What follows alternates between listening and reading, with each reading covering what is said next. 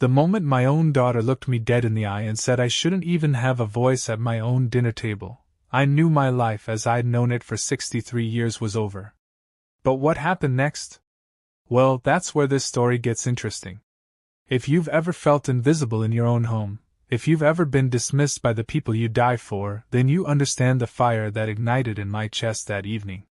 And if this story resonates with you, if it makes you think about the relationships in your own life, I hope you'll subscribe and share it, because sometimes we all need to remember that even the quietest voices can roar when pushed too far. My name is Robert Chin, and I've spent the better part of my adult life believing that being a good father meant staying quiet, keeping the peace, and putting everyone else's needs before my own. I worked double shifts at the Ford plant in Dearborn for 28 years, came home exhausted, helped with homework through bleary eyes, and never once raised my voice at my kids. My late wife Margaret used to joke that I was too nice for my own good. She had no idea how right she was. After Margaret died 3 years ago from pancreatic cancer, something shifted in the family dynamic. I'd always been the breadwinner, sure, but Margaret was the voice of the household. She made the decisions, handled the conflicts, set the boundaries.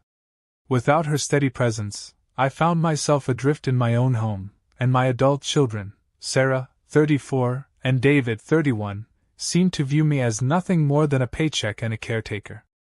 Sarah had moved back in with her 2 kids after her divorce, claiming she needed time to get back on her feet. That was 18 months ago. David never left home in the first place, bouncing between part-time jobs and spending most of his days gaming in the basement I'd finished for him when he was 16. Both of them treated me like I was furniture, useful when they needed something, invisible the rest of the time. The night everything changed started like any other Sunday dinner. I'd spent the afternoon preparing Margaret's famous pot roast, the way she'd taught me during those final months when she was too weak to cook but still wanted to pass on her recipes. The smell of rosemary and garlic filled the kitchen, bringing back memories of better times when our dining room table was a place of laughter instead of tension. Sarah's kids, Emma and Jake, ages 8 and 10, were glued to their tablets at the table, a battle I'd long since given up fighting. Sarah was scrolling through her phone, occasionally snapping at the kids to eat faster. David had dragged himself upstairs from his cave, wearing the same wrinkled t-shirt he'd had on for 3 days, already complaining about how he didn't like pot roast. I sat at the head of the table. Margaret's spot had remained empty since she passed, and tried to start a conversation about Emma's upcoming school play. She was playing a tree in the 3rd grade production of The Forest Secret, and I'd been looking forward to it all week. It was one of the few things that still brought me genuine joy.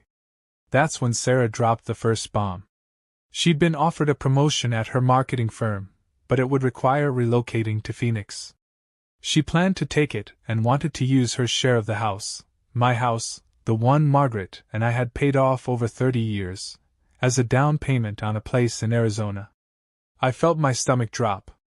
The house wasn't just where I lived, it was where Margaret and I had built our life together. Every room held memories I wasn't ready to let go of. But more than that, I couldn't understand how Sarah could make such a life-altering decision without even consulting me. When I gently suggested that we should discuss this as a family, that maybe there were other options to consider, Sarah's expression hardened. She set down her fork with a sharp clink against the porcelain and fixed me with a look I'd never seen from her before, pure, undiluted contempt.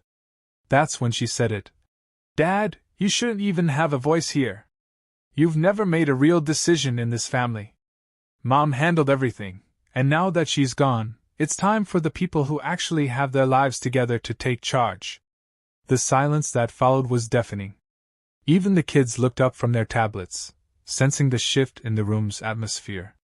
David nodded in agreement, adding that I'd always been too passive, and that Sarah was right about needing to make adult decisions. I felt something inside me fracture.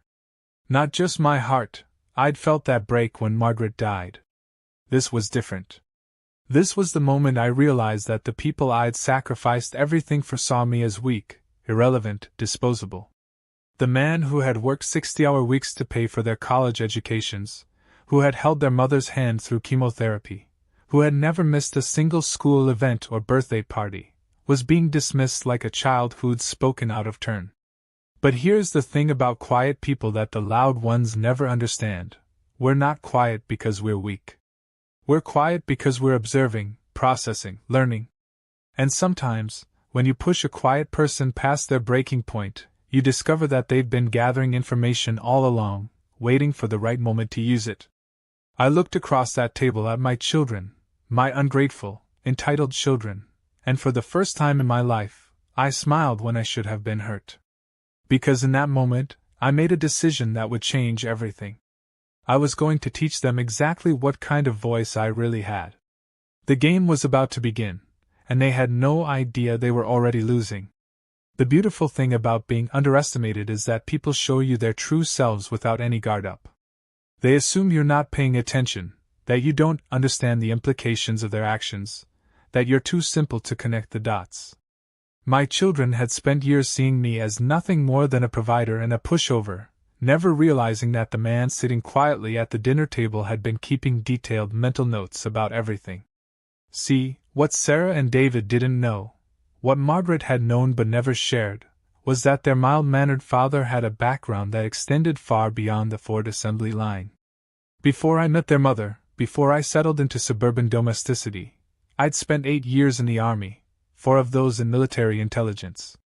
I'd learned how to read people, how to gather information, how to plan operations with multiple contingencies.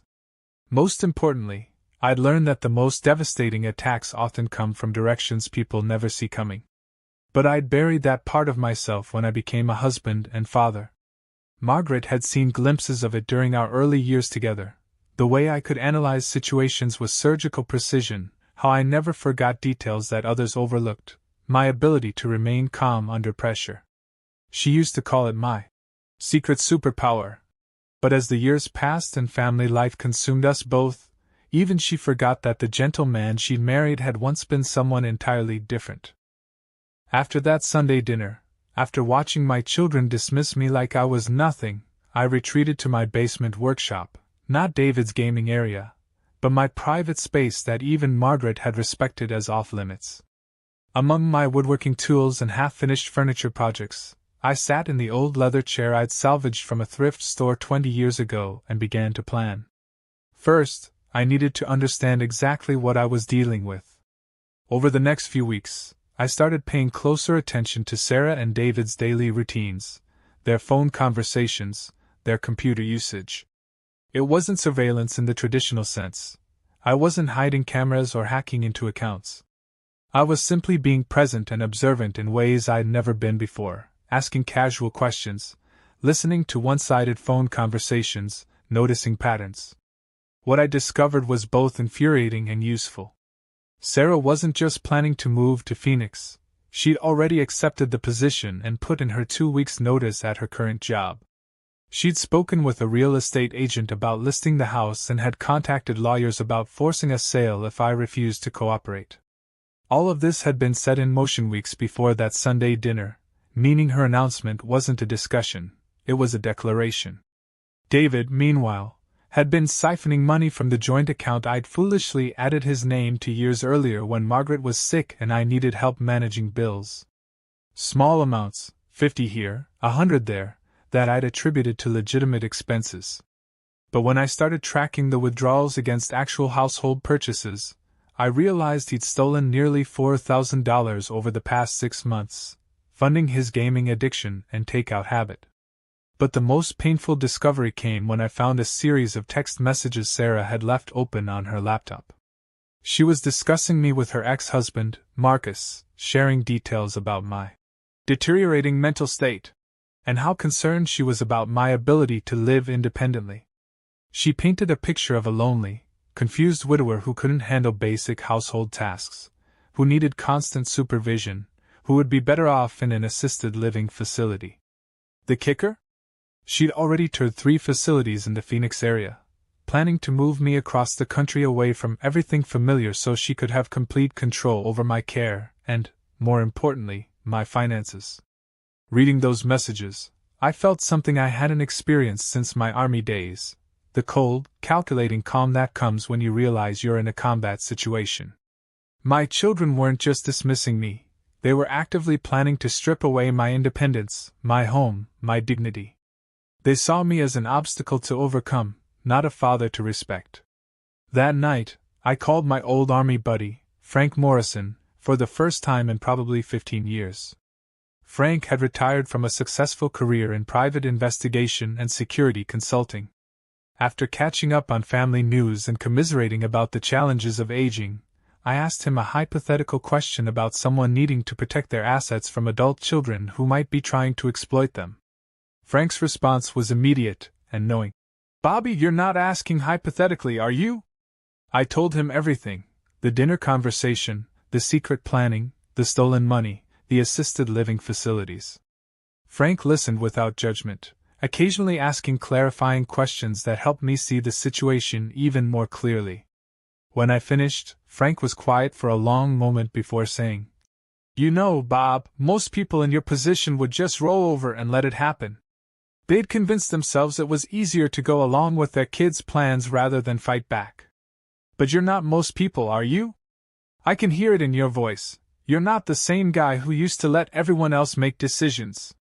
He was right. Something fundamental had shifted inside me. The man who'd spent decades avoiding conflict, who'd let Margaret handle all the difficult conversations, who'd accepted disrespect as the price of keeping peace, that man was gone. In his place was someone I recognized from a long time ago, the soldier who'd learned that sometimes the only way to preserve what matters is to go on the offensive. Frank offered to help me research my legal options, to recommend attorneys who specialized in elder law and financial exploitation. But more importantly, he reminded me of something I'd forgotten. In intelligence work, the best operations are the ones where the targets defeat themselves. You don't have to destroy them, Bob. You just have to give them enough rope.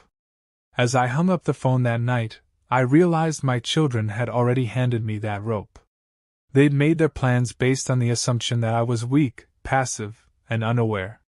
They'd underestimated not just my capabilities, but my resolve. Most critically, they'd shown me exactly what they were willing to do to get what they wanted. Now it was my turn to show them who they were really dealing with. The quiet man they'd taken for granted was about to become their worst nightmare, and the most beautiful part was that they were going to help me do it. Military intelligence taught me that information is the most powerful weapon, and patience is your greatest ally. Rushing into battle without understanding your enemy's position, resources, and weaknesses is how good soldiers die needlessly.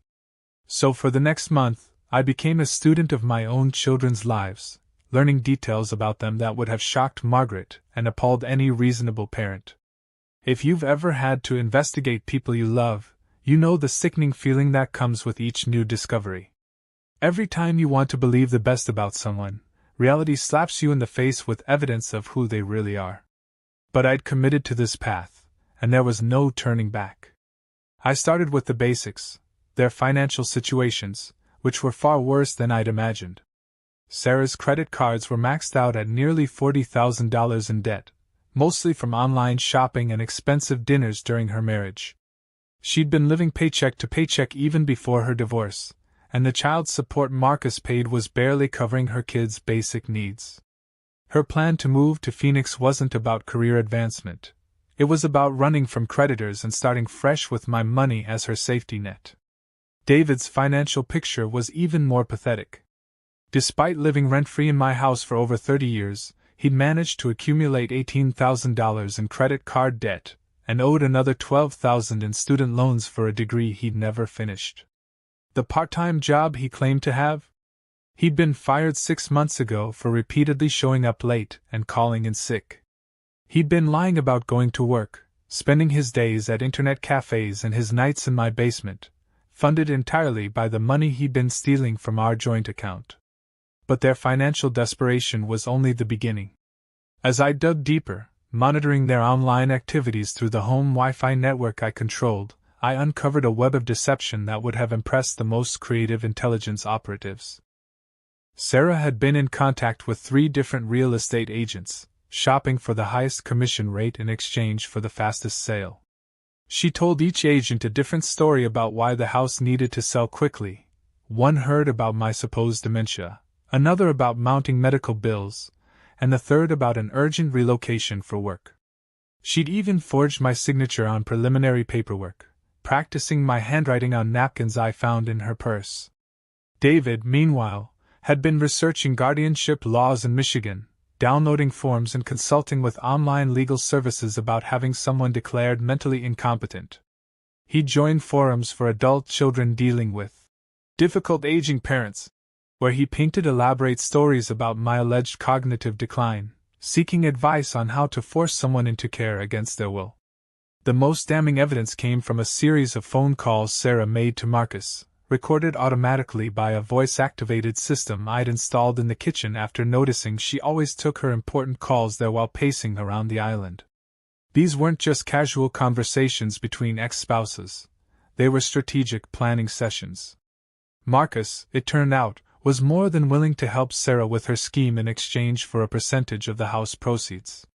He'd agreed to provide false testimony about my mental state if needed, claiming he'd witnessed concerning behavior during family visits. Together, they'd developed a timeline: get me declared incompetent, sell the house, move me to Arizona where they could control my care and finances, and split the resulting windfall. But here's what really broke my heart. Sarah had already told Emma and Jake that Grandpa was sick and might need to go live in a special place where doctors could take better care of him. She was preparing my own grandchildren to accept my disappearance from their lives as necessary and inevitable. Listening to her explain to two confused 8- and 10-year-olds that sometimes old people get confused and forget how to take care of themselves, I felt a rage unlike anything I'd experienced since Margaret's diagnosis. She was poisoning my relationship with the only family members who still looked at me with genuine love and affection. That night, I made another call to Frank, this time asking more specific questions about legal protections and evidence preservation. Frank connected me with Patricia Williams, an attorney who specialized in elder abuse cases. Patricia agreed to meet with me the following week, but she warned me that Michigan courts were often reluctant to believe that adult children would systematically exploit their parents without clear evidence of physical abuse or obvious mental incapacity. The challenge, Patricia explained during our first meeting, is that financial exploitation by family members often looks like normal family financial arrangements to outside observers. Adult children living with parents, shared accounts, discussions about estate planning, these are all common in healthy families. Proving malicious intent requires documentation that most victims don't think to gather until it's too late. Fortunately, I'd been gathering documentation for weeks. Patricia reviewed my evidence with growing amazement: the forged signatures, the secret communications with real estate agents, David's research into guardianship procedures, the stolen money, the false narratives about my mental health. She'd never seen such thorough preparation from a client. "Robert," she said, looking up from the files I brought, "this is either the work of someone with extensive investigative experience, or you're far more capable than your children assume." "Both," I told her. And that was going to be their downfall. Patricia helped me understand my legal options, which were more extensive than I'd hoped. Michigan had strong laws against elder financial abuse, and the evidence I'd gathered would support both civil and criminal charges. But more importantly, she helped me understand how to protect myself proactively. Over the next week, I quietly transferred my assets into a revocable trust with Patricia as the trustee, removing Sarah and David's access to any of my accounts. I updated my will to reflect my new understanding of their character. I installed security cameras throughout the house, legally, since I owned it, and began creating an undeniable record of their behavior. Most importantly, I started documenting my own mental acuity. Patricia arranged for comprehensive cognitive testing with a geriatric psychiatrist, establishing medical proof that I was fully competent to make my own decisions. She also connected me with a private investigator who specialized in financial crimes, adding professional documentation to my amateur intelligence gathering. But I wasn't ready to play my hand yet. I'd learned that the most effective operations unfold in stages, allowing targets to dig themselves deeper holes before springing the trap. Sarah and David had shown me their playbook: Now I was going to let them execute it while I gathered the evidence that would destroy them. The beautiful irony was that every action they took based on their assumption of my incompetence only proved how competent I actually was. They were building the case against themselves, one documented lie at a time. There's an old saying in military strategy: never interrupt your enemy when they're making a mistake. My children were making mistakes daily, and I was carefully documenting every single one while appearing to be the confused, passive man they believed me to be. The key to a successful counterintelligence operation is making your targets feel secure in their deception. If they sense you're onto them, they'll change tactics, cover their tracks, maybe even accelerate their timeline in ways that could catch you unprepared. So I became the perfect mark, just aware enough to seem like I was struggling with the situation, but not aware enough to pose a real threat to their plans. During family dinners, I started asking confused questions about finances, expressing worry about my ability to handle the house alone, wondering aloud if maybe Sarah was right about my needing help with important decisions. I'd fumble with technology, ask David to help me with simple computer tasks, leave my checkbook out where Sarah could see it, and practice my signature more brazenly. The performance was Oscar-worthy, and it was working exactly as intended. Sarah became bolder in her phone conversations, speaking more freely about timelines and logistics. David grew careless about covering his tracks, leaving evidence of his online research scattered across the computer we shared. Both of them started treating me with the condescending patience people use with children or the mentally impaired. But I wasn't the only one gathering intelligence. Frank Morrison had connected me with a small network of retired law enforcement and military personnel who specialized in discreet investigation services. These weren't the kind of private investigators you see in movies.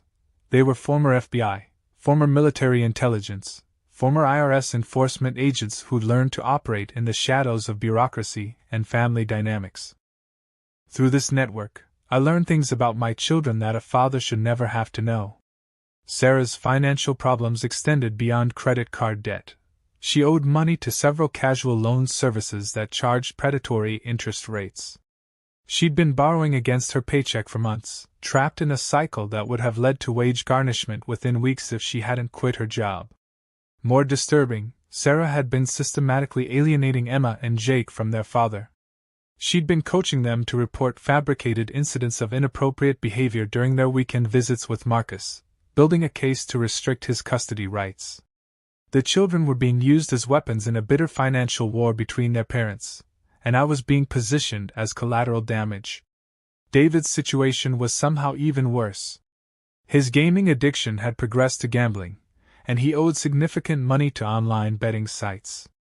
The urgency behind his research into guardianship procedures wasn't just greed. He was in debt to people who weren't interested in payment plans or excuses. But the most valuable intelligence came from an unexpected source: Emma, my 8-year-old granddaughter.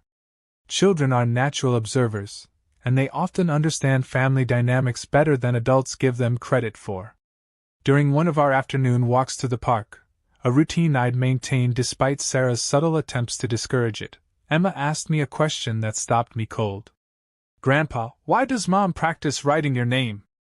I kept my expression neutral, but my mind was racing. Emma had noticed Sarah practicing my signature, something no 8-year-old would typically pay attention to unless the behavior was frequent and obvious. This meant Sarah had been forging documents for longer than I'd realized, and she'd grown so comfortable with the deception that she was doing it openly in front of the children. Over the following weeks, I gently encouraged Emma and Jake to share their observations about the adults in their lives, framing it as a game about being good detectives. What I learned broke my heart and strengthened my resolve in equal measure. The children knew their mother was lying to them about many things. They'd overheard phone conversations between Sarah and Marcus about money and custody.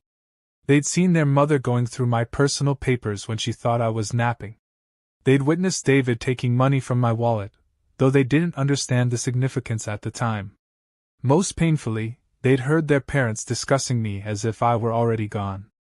Emma repeated a conversation where Sarah told Marcus that once they got the house money, they could afford a bigger place where the kids would have their own rooms and wouldn't have to deal with Grandpa's weird habits anymore. These children were living in a household where the adults were planning to dispose of their grandfather like unwanted furniture, and they were smart enough to understand that something was fundamentally wrong with that picture. But they were also powerless to stop it, trapped in a system where their voices carried no weight against adult decisions. That realization crystallized something for me. This wasn't just about my dignity or my financial security anymore. Emma and Jake were being raised by people who viewed family relationships as transactions, who were willing to manipulate children to achieve financial goals, who had no moral boundaries when it came to getting what they wanted. If I didn't stop this pattern now, these beautiful children would grow up believing that betrayal and exploitation were normal family dynamics. They'd learn that love was conditional, that loyalty was weakness, that the people who were supposed to protect you were actually your greatest threat. I couldn't let that happen. Margaret and I had raised our children better than this, or at least we tried to. Somewhere along the way, Sarah and David had learned to see relationships as zero-sum games where someone had to lose in order for someone else to win. They'd forgotten that family was supposed to be the place where everyone's success lifted everyone else up. So I expanded my operation. Working with Patricia Williams and my informal network of investigators, I began building a case that would accomplish multiple objectives: protect my assets, expose my children's deception, document their criminal behavior, and create a legal framework that would ensure Emma and Jake's well-being regardless of how the adult conflicts resolved. This required more sophisticated planning than I'd initially anticipated. It wasn't enough to simply catch Sarah and David in their lies. I needed to demonstrate a pattern of exploitation that would hold up in court. I needed evidence that would convince judges, social workers, and potentially law enforcement that these were serious crimes rather than family disagreements. Most importantly, I needed to time everything perfectly. Strike too early, and they'd have time to cover their tracks or claim I was the one behaving irrationally. Strike too late, and they might succeed in their plans before I could stop them. The window was narrowing. Sarah had scheduled the house appraisal for the following week. David was meeting with a legal aid attorney about guardianship procedures, and both of them were growing increasingly impatient with my confusion about their timelines.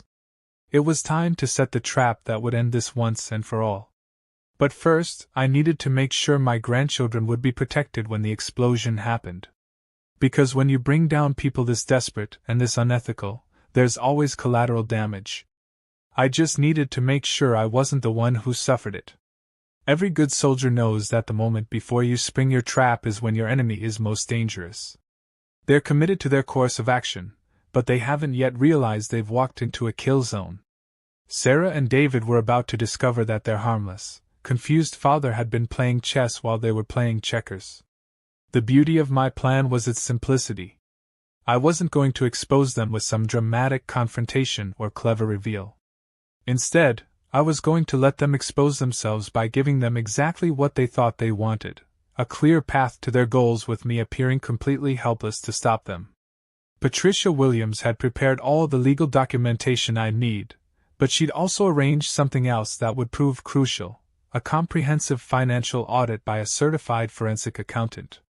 This wasn't just about the money David had stolen from our joint account. It was a complete analysis of every financial transaction in my household for the past 2 years, creating an undeniable paper trail of exploitation. The forensic accountant, Linda Chin, no relation, despite the shared surname, was a former IRS investigator who specialized in family financial abuse cases. She'd worked with Patricia before and understood the psychological dynamics that made these cases so complex. Linda explained that adult children who financially exploit their parents almost always follow predictable patterns, escalating their behavior when they sense their window of opportunity closing. "They're going to get reckless," Linda warned me during our final preparation meeting. "When people like your children realize they're running out of time, they abandon caution and start making obvious mistakes. That's when you'll have the strongest evidence against them." She was right. Over the past week, Sarah had forged my signature on 3 different real estate documents. David had withdrawn $1,200 from our joint account in a single day, and both of them had made increasingly bold statements about my mental decline to anyone who would listen. But I needed them to make one final, undeniable mistake: something so blatant that even the most family-friendly judge would have no choice but to recognize it as criminal behavior. So I gave them the perfect opportunity. I announced at Sunday dinner that I'd been thinking about their concerns regarding my ability to live independently, and maybe it was time to consider their suggestions more seriously. I told them I was scared about making financial mistakes, and wondered if they'd be willing to help me organize my affairs. The predatory gleam in their eyes was almost cartoonish.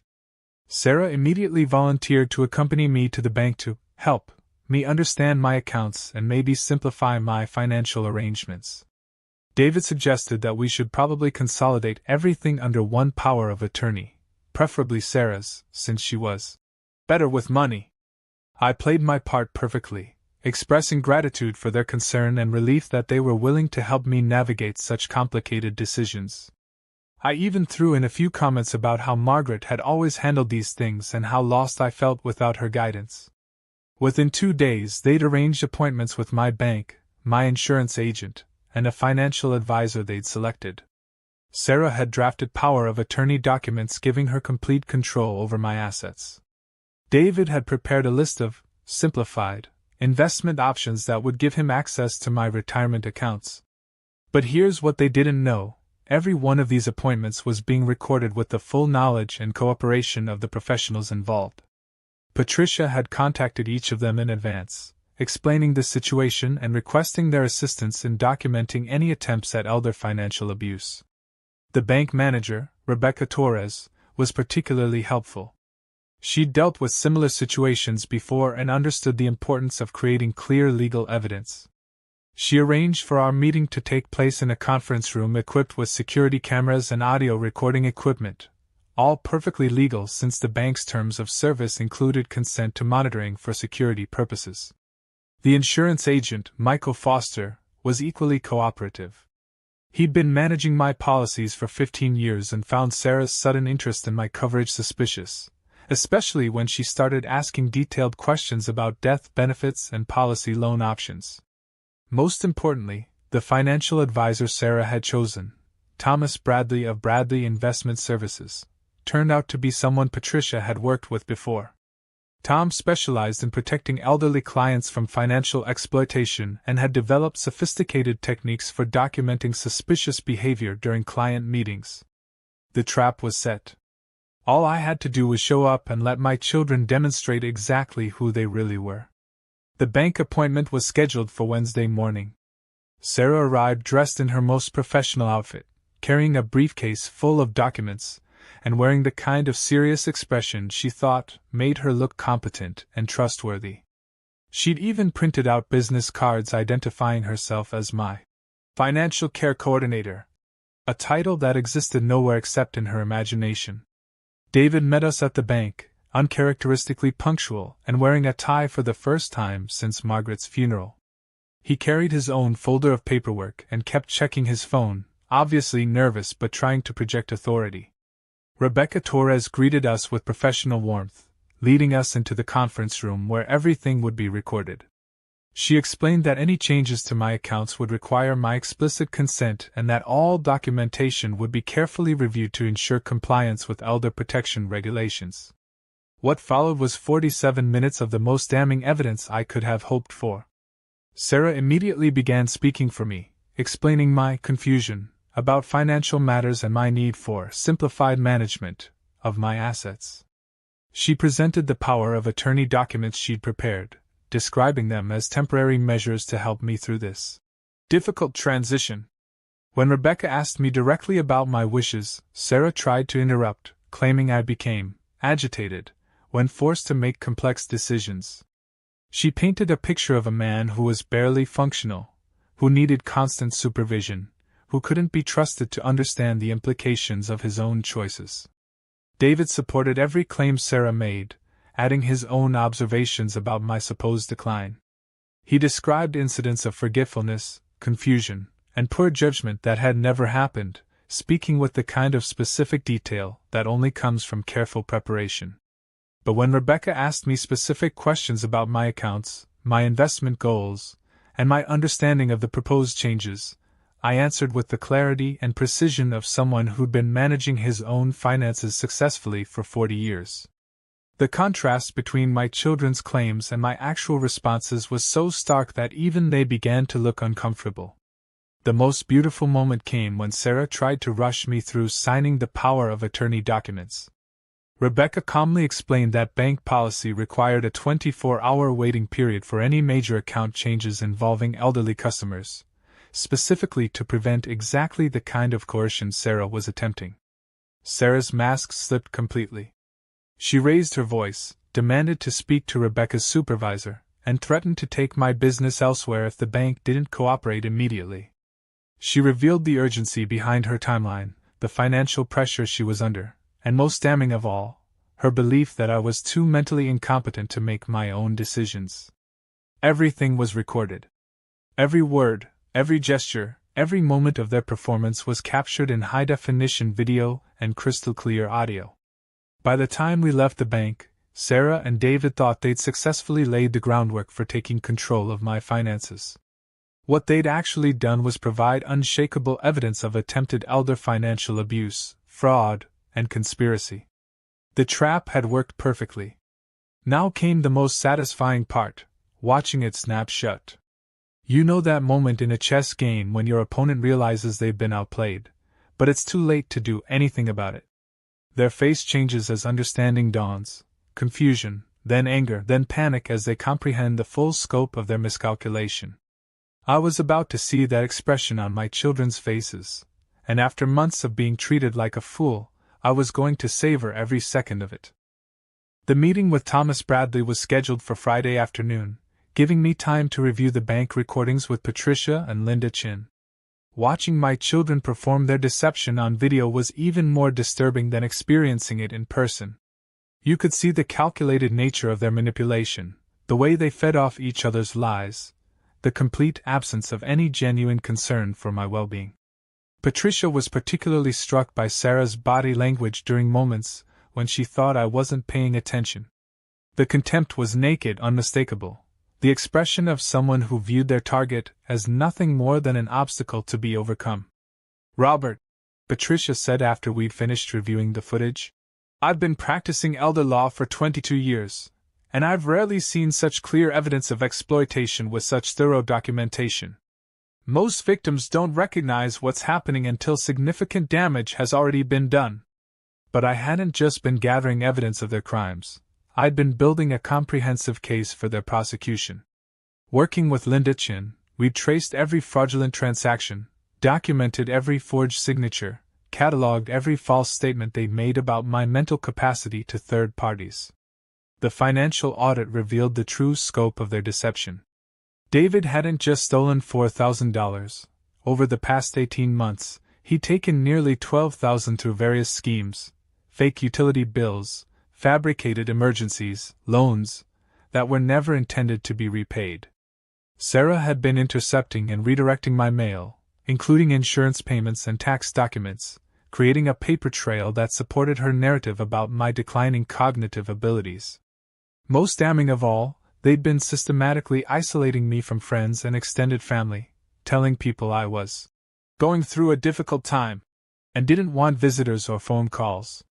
Several of Margaret's sisters had tried to reach me after her death, but Sarah had intercepted their calls and told them I was too depressed to maintain relationships.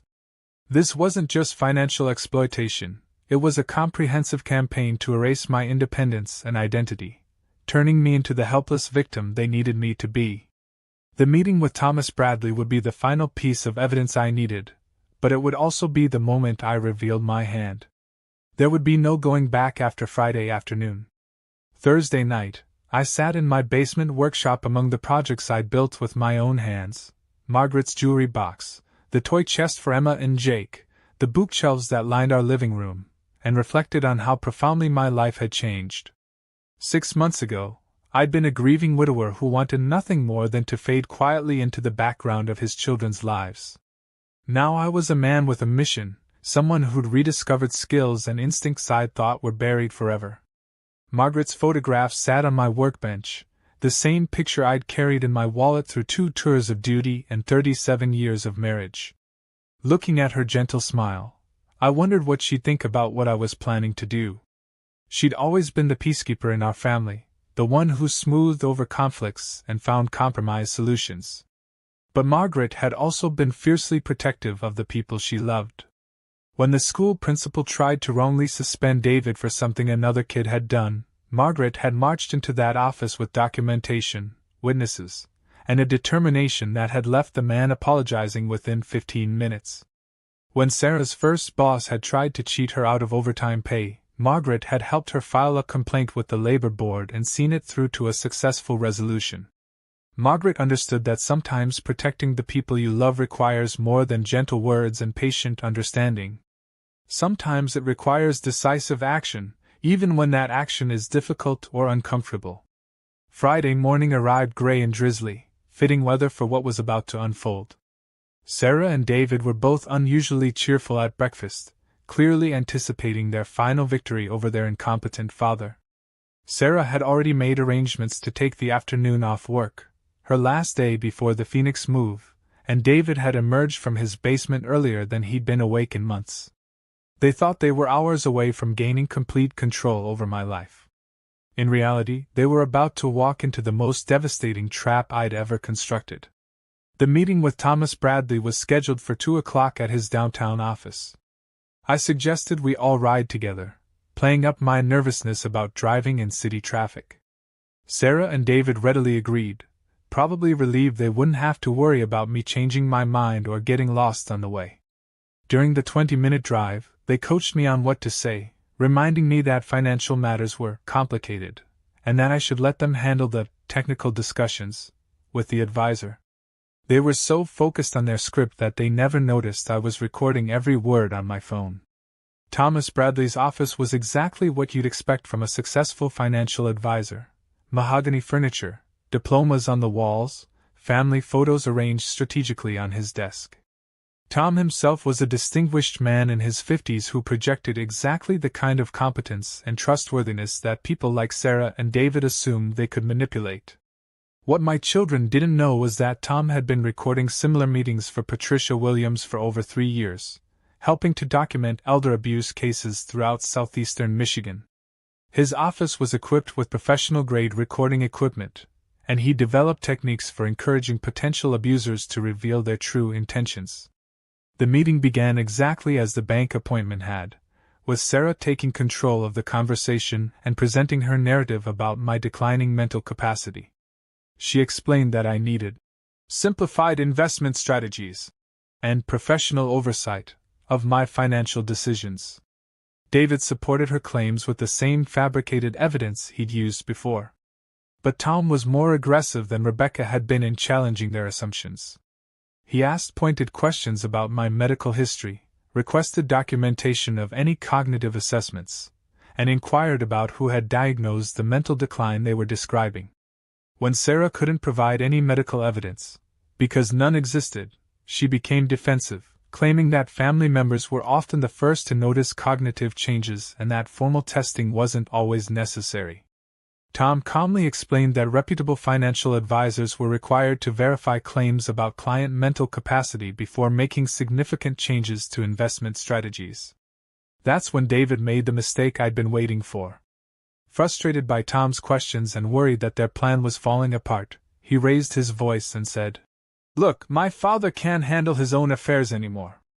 We're trying to help him before he makes stupid decisions and loses everything.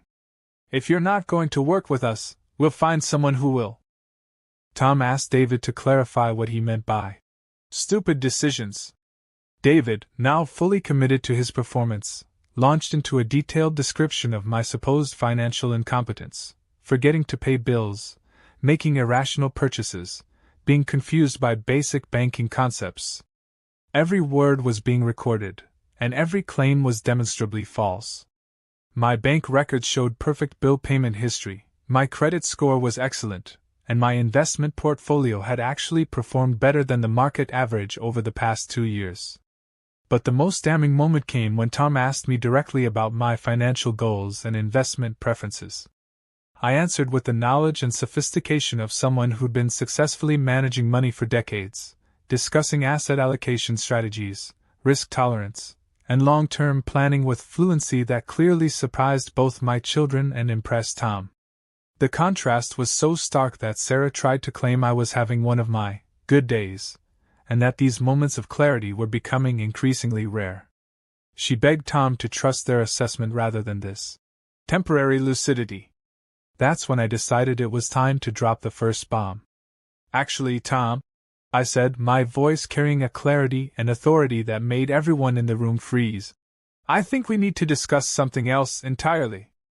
I have reason to believe that these two individuals have been systematically defrauding me, and I'd like your help documenting their behavior for law enforcement." The silence that followed was absolute. Sarah's face went through a spectrum of colors: confusion, shock, fear, and finally rage. David looked like he was about to vomit. "Dad, what are you talking about?" Sarah managed to say, her voice an octave higher than normal. I reached into my briefcase and pulled out a folder containing bank statements, forged documents, recorded conversations, and photographic evidence of their deception.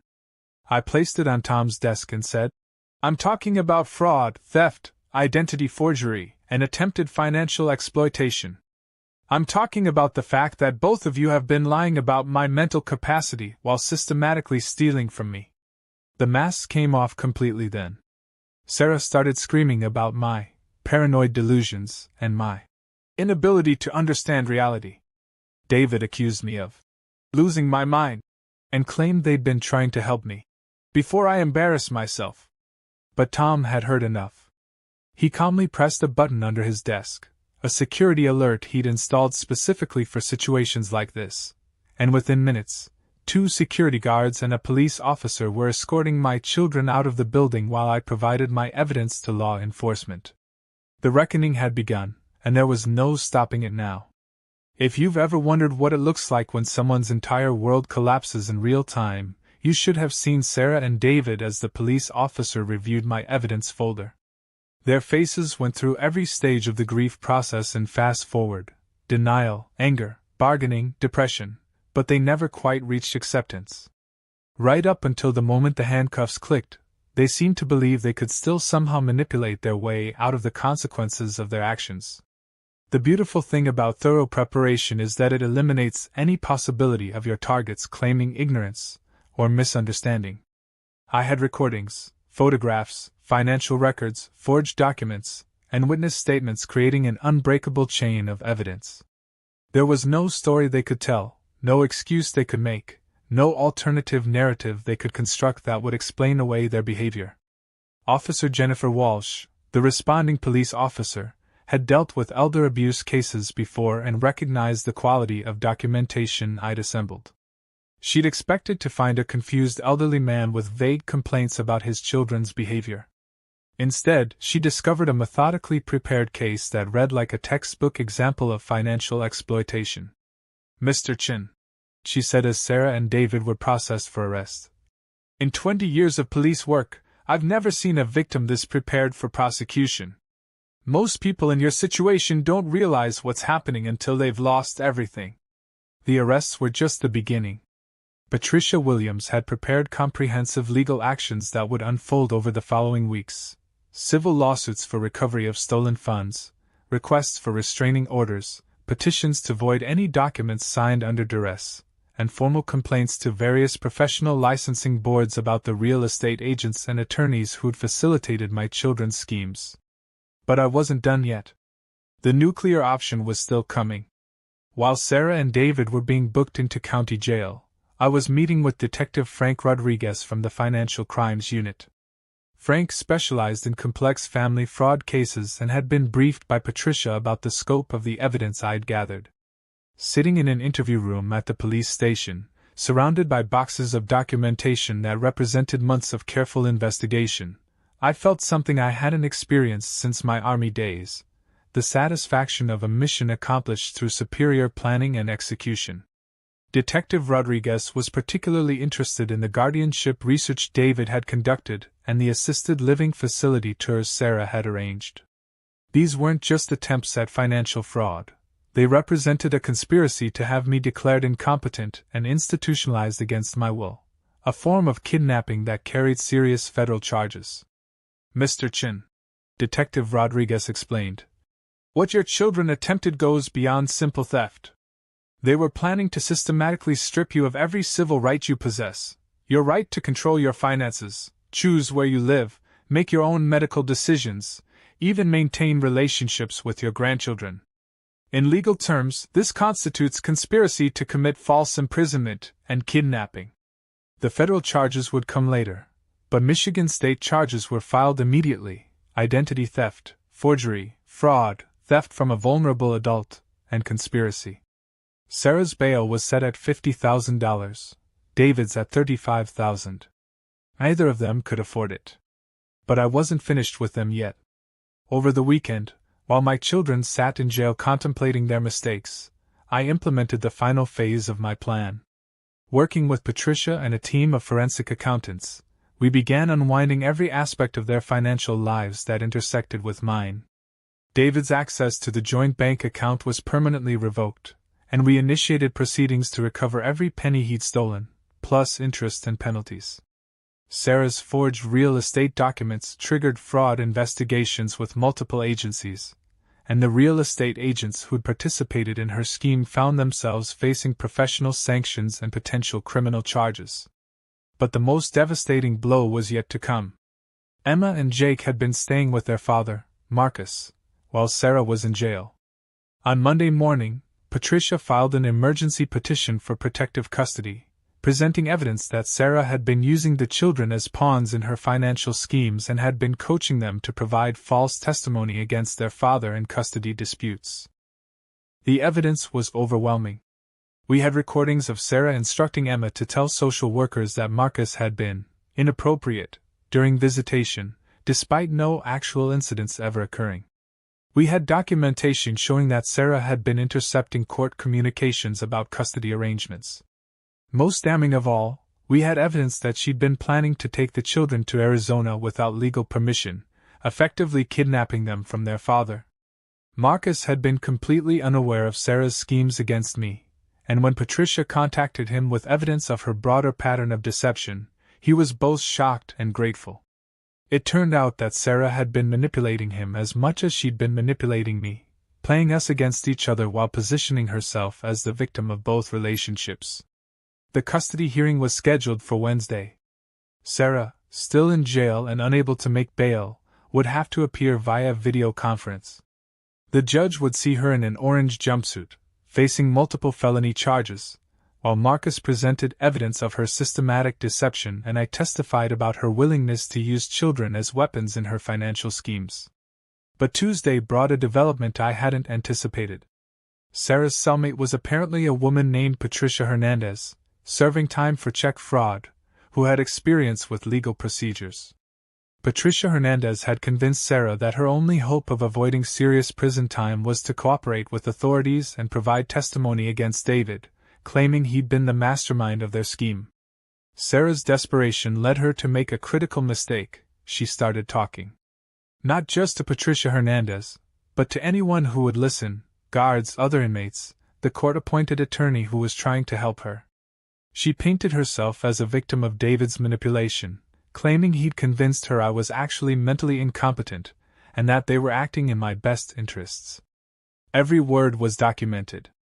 Jail calls are recorded, conversations with attorneys are sometimes monitored for security purposes, and other inmates are often willing to share information in exchange for consideration on their own cases. Sarah's attempts to shift blame to David only provided additional evidence of their conspiracy while demonstrating her continued willingness to lie and manipulate even when facing serious criminal charges. The prosecutors added perjury and obstruction of justice to her existing charges. Wednesday's custody hearing lasted less than an hour. Sarah appeared on the courtroom monitor in her jail uniform, unable to present any credible defense against the evidence of her deception. Marcus was awarded full custody of Emma and Jake, with Sarah's parental rights suspended pending the outcome of her criminal case. Watching my daughter lose her children because of choices she'd made in pursuit of my money was one of the most heartbreaking moments of this entire ordeal. But Emma and Jake deserved to be protected from her manipulation, and Marcus, despite his flaws, had never shown any willingness to use them as pawns in adult conflicts. The walls had completely crashed down. Sarah and David were facing years in prison, their reputations were destroyed, their financial lives were in ruins, and they'd lost everything they'd tried to steal from me. But the most poetic justice was still to come. Because while they'd been focused on taking my house, my money, and my independence, they'd failed to realize what they were actually losing in the process. They'd lost me. Forever. There's something you learn in combat that most people never understand. The aftermath of victory is often more complex than the battle itself. When the smoke clears and your enemies are defeated, you're left to deal with the human cost of what you've done, even when what you've done was necessary and justified. Sitting in my kitchen 3 weeks after Sarah and David's arrests, surrounded by the silence of a house that had once been filled with family chaos, I found myself grappling with emotions I hadn't anticipated. Relief, yes. Satisfaction at seeing justice served, absolutely. But also a profound sadness that it had come to this, that the children Margaret and I had raised with such hope and love had become people capable of such calculated cruelty. The legal proceedings were moving forward with mechanical precision. Sarah had been denied bail reduction after her attempt to blame everything on David backfired spectacularly. David, meanwhile, had accepted a plea bargain that required him to testify against Sarah in exchange for a reduced sentence. The siblings who'd been so united in their conspiracy against me were now destroying each other in pursuit of lighter prison terms. If you've ever watched people you once loved tear each other apart, you know there's no satisfaction in it. Even when they deserve everything that's happening to them, even when justice demands their punishment, watching family members betray each other for marginally better plea deals is just heartbreaking. But I'd learned something important during these weeks of legal proceedings and media attention. Because yes, the story had attracted local news coverage as an example of elder abuse prevention. I'd learned that my capacity for forgiveness had limits I'd never tested before. Patricia Williams had arranged for me to meet with a victim advocacy counselor, partly for therapeutic support, and partly to prepare me for the impact statements I'd be asked to provide during sentencing. The counselor, Dr. Rachel Martinez, specialized in family betrayal cases and understood the unique psychological toll of being victimized by people you trusted completely. Robert, Dr. Martinez explained during our first session, what you're experiencing is a form of grief. You're mourning the loss of the children you thought you had, the family relationships you believed existed, the future you'd envisioned with your grandchildren. Even though you've achieved justice, that doesn't eliminate the fundamental loss you've suffered. She was right. I'd won the war against Sarah and David, but victory felt hollow when the battlefield was strewn with the wreckage of family bonds that could never be repaired. Emma and Jake were safe with their father, but they'd been traumatized by watching their mother arrested and their uncle convicted. My house was secure from forced sale, but it felt empty without the sound of children playing in the backyard. The financial recovery was proceeding better than expected. Linda Chen's forensic audit had uncovered assets I'd forgotten about, and the civil suits were recovering not just the money Sarah and David had stolen, but substantial additional damages for the emotional distress and legal costs they'd caused. My net worth would actually be higher after their convictions than it had been before their crimes. But money wasn't what this had really been about, and having more of it didn't fill the hole their betrayal had torn in my sense of what family meant. The most difficult moment came when Emma asked to visit me. Marcus had been bringing the children by occasionally, trying to maintain some stability in their lives despite the chaos surrounding their mother's legal troubles. But this was the first time Emma had explicitly requested to see me, and I wasn't sure I was emotionally prepared for whatever questions she might have. 8-year-olds are remarkably direct in their approach to complex situations. Emma sat at my kitchen table, the same table where Sarah had dismissed me as irrelevant, and asked the question I'd been dreading. Grandpa, why did Mom and Uncle David try to steal from you? How do you explain to a child that her mother had been willing to destroy her grandfather's life for money? How do you help an 8-year-old understand that the adults she trusted had been lying to everyone, including her? How do you preserve her ability to trust people while helping her understand why her family had fallen apart? I told Emma the truth, but in terms she could understand. I explained that sometimes adults make very bad choices when they're scared about money, and that Mom had made choices that hurt people and broke laws. I told her that I'd had to protect myself, and that the police had decided Mom needed to face consequences for her choices.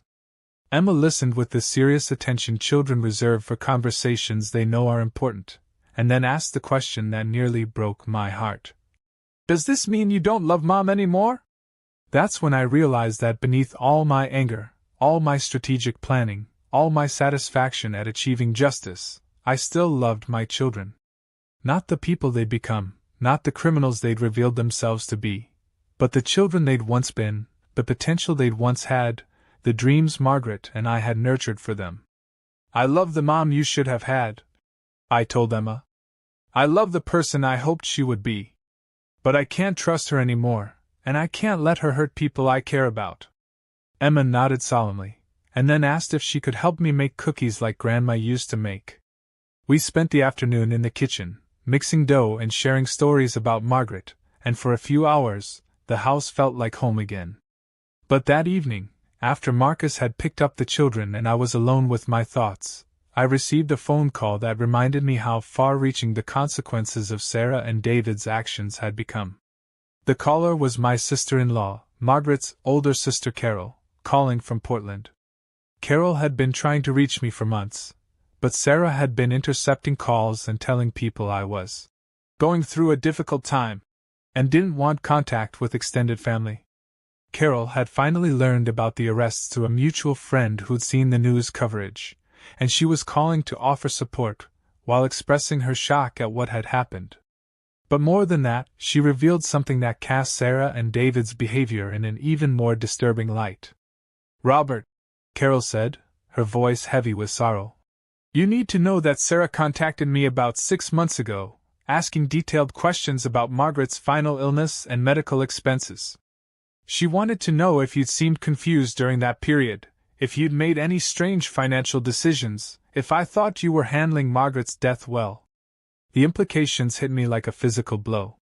Sarah hadn't just recently decided I was mentally incompetent, she'd been building that narrative for months, potentially starting even before Margaret's death. She'd been laying groundwork with extended family, creating witnesses who could testify to my supposed decline. This wasn't opportunistic greed that had gotten out of hand. This was premeditated, systematic exploitation that had been planned and executed over the course of nearly a year. Sarah had been manipulating perceptions of my mental state while Margaret was dying, using my grief and stress during my wife's final illness as evidence of cognitive decline. The cruelty of it was breathtaking. While I'd been focused on caring for my dying wife and processing my grief, my own daughter had been documenting my emotional responses as symptoms of mental illness. Every moment of confusion during that horrible period, every instance of forgetfulness or distraction while Margaret was suffering, had been catalogued as evidence for the case she was building against my competency. That phone call changed everything. My desire for justice transformed into something harder and more unforgiving. Sarah and David weren't just greedy. They were predators who'd viewed their parents' suffering as an opportunity for financial gain. The next morning, I called Patricia Williams and asked her to withdraw any plea bargain offers and pursue the maximum possible sentences for both Sarah and David. I wanted them to face the full consequences of their actions, not just the legal penalties, but the complete destruction of any possibility of reconciliation. Some bridges, once burned, can never be rebuilt. And I was done pretending otherwise.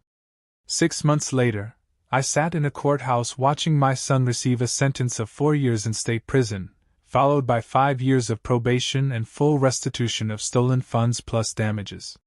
Sarah, whose trial had been delayed by her attempts to claim mental illness as a defense, was facing even harsher penalties, up to 8 years for the federal charges that had been added when prosecutors discovered her plan to take Emma and Jake across state lines.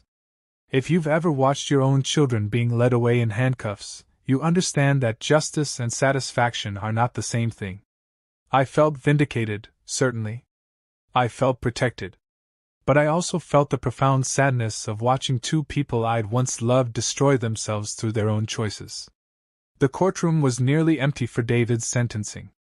A few court officials, the attorneys, Detective Rodriguez, and me. No friends or family members had come to support him, because his actions had alienated everyone who'd ever cared about him. The judge, the Honorable Patricia Chin, yes, another Chin, Michigan has a large Asian American population, had reviewed all the evidence and psychological evaluations before delivering her verdict.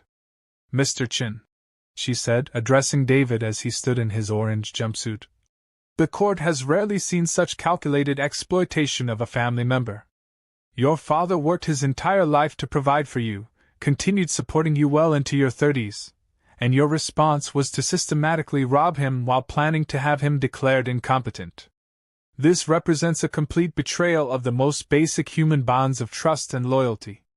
David's court-appointed attorney had tried to argue for leniency based on his gambling addiction and psychological dependence on his sister's manipulation. But the evidence of his independent research into guardianship procedures, his lies to financial institutions, and his attempts to destroy evidence after his arrest painted a picture of someone who understood exactly what he was doing and why it was wrong. When given the opportunity to address the court before sentencing, David had tried once more to shift blame, claiming he'd been confused about my mental state and had genuinely believed he was helping me. It was the same performance he'd been giving for months, and by now, everyone involved recognized it for what it was, one final attempt at manipulation. The judge wasn't impressed. Neither was I. As David was led away to begin his sentence, I felt a mixture of emotions I'm still processing. Relief that it was finally over, certainly. Vindication that the justice system had recognized the seriousness of what had been done to me. But also a profound sadness that it had come to this point. Sarah's trial was scheduled for the following month, and based on the additional evidence that had emerged during David's proceedings, her sentence would likely be even harsher. The federal kidnapping charges related to her plan to take the children to Arizona carried mandatory minimum sentences that her attorney was desperately trying to negotiate away. But the real victory wasn't happening in courtrooms, it was happening in the life I was rebuilding for myself. Working with Dr. Martinez, I'd learned to process the trauma of betrayal while rediscovering aspects of my identity that had been dormant for decades. The man who'd once been a successful intelligence analyst, who'd built a 30-year career on observation and planning, who'd raised children and maintained a marriage and served his community, that man was still there, stronger for having survived this test. I'd reconnected with old friends from my Army days, including Frank Morrison, who'd become a regular visitor and chess partner. I joined a veterans support group that met weekly at the VFW Hall, finding camaraderie with men who understood both the importance of mission accomplishment and the cost of necessary battles. Most importantly, I'd maintained my relationship with Emma and Jake. Marcus had been generous about visitation, understanding that they needed stability and love from whatever family members they could trust. The children had adapted remarkably well to their mother's absence, and while they occasionally asked difficult questions about when she might come home, they seemed to understand that some adults face consequences for making very bad choices. Emma had started calling me every Tuesday evening to tell me about her week at school. Jake had begun spending Saturday afternoons with me, working on projects in my basement workshop. They were healing, and their healing was helping me heal as well. The house felt different now, not empty, but peaceful. I'd renovated Margaret's craft room into a proper home office, acknowledging that the intelligence analyst part of my personality wasn't going back into retirement. I'd started volunteering with Patricia Williams' law firm, helping other elder abuse victims document their cases and navigate the legal system. It turned out that my skills in investigation, evidence gathering, and strategic planning were exactly what many elderly victims needed to protect themselves from family exploitation. I'd found a new mission, a way to use my experience to prevent other families from experiencing the kind of devastation that had consumed mine. The financial settlements from the civil suits had been substantial enough to ensure my security for the rest of my life, but more importantly, they'd created a fund I was using to support elder abuse prevention programs throughout southeastern Michigan. Margaret would have liked that, taking something terrible and transforming it into protection for others. But the most meaningful victory came on a Tuesday evening 6 months after David's sentencing. I was in my kitchen, preparing dinner and listening to jazz on the radio, when my phone rang. The caller ID showed Emma's number. "Hi, Grandpa." Her voice was bright with excitement. "I got the lead in our school play. I'm going to be the princess who saves the kingdom." We talked for 20 minutes about her role, her costume, the rehearsal schedule, and how proud she was to have earned the part through her audition.